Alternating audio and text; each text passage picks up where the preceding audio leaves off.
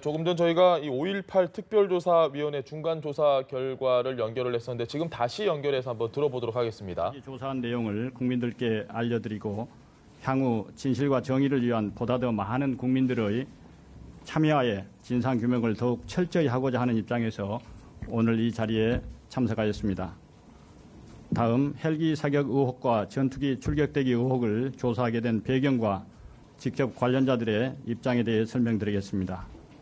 5.18 당시 헬기 사격 의혹은 1995년 7월 18일 서울중앙지검과 국방부 검찰부의 합동수사 결과 발표에서 당시 육군 항공부대에 근무했던 관계자들의 주장과 군 관계 자료를 토대로 헬기 사격은 없었다고 결론을 내렸었고, 그 후에는 국가기관에서 추가 조사가 이루어지지 않았으며 특히 2007년도 국방부 과거사위원회에서도 헬기 사격 의혹은 그 조사 범위에 포함되지 않았습니다.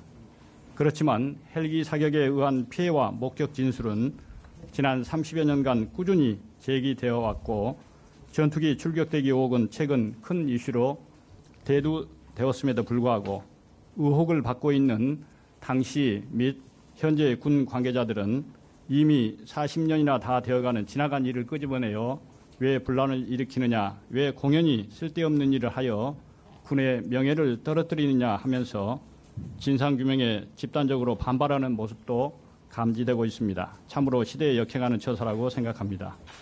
다음 5.18 특조위의 조사활동의 여건을 말씀드리겠습니다. 5.18 특조위는 한마디로 가짜와의 전쟁을 수행하고 있습니다.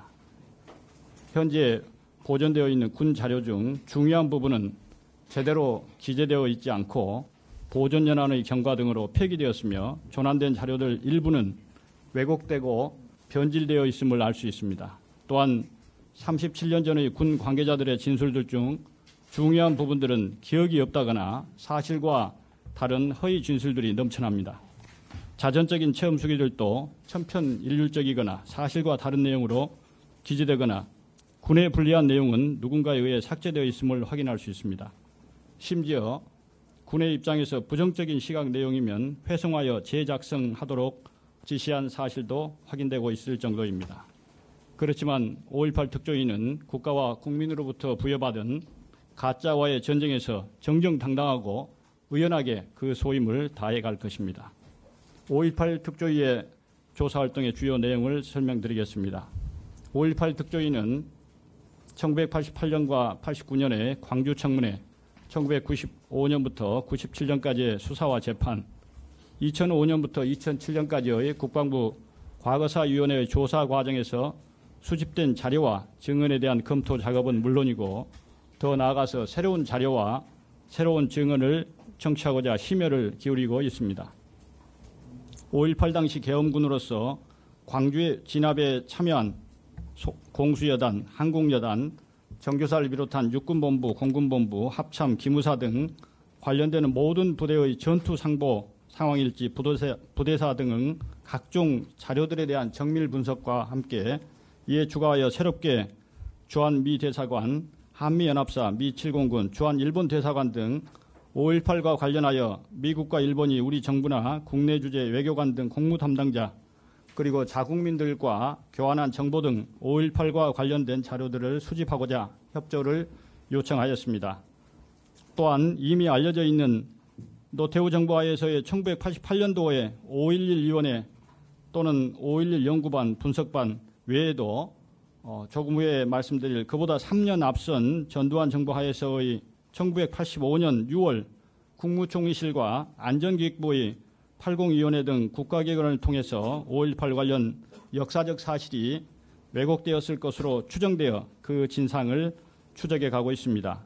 80위원회와 5.11 분석반 등 1985년도부터 국가기관이 파악하여 정리한 역사적 자료들을 발굴하여 5.18 특조위가 부여받은 헬기 사격 및 전투기 출격대기 의혹에 관한 진실규명에 더욱 신뢰성을 제고해 나가고자 합니다. 암울했던 시대가 지나고 이제 광명의 시대로 접어들고 있습니다. 5.18은 과거에는 다른 사람들에게 말하기 두려웠고 조심스러운 대화 주제였으며 기억하고 싶지 않는, 떠올리고 싶지 않는 기억이었습니다. 그러나 이번 특별조사위원회 조사를 하면서 이제는 역사적 진실을 밝혀져야 한다는 공감대가 점점 확산되고 있음을 절감하고 있습니다.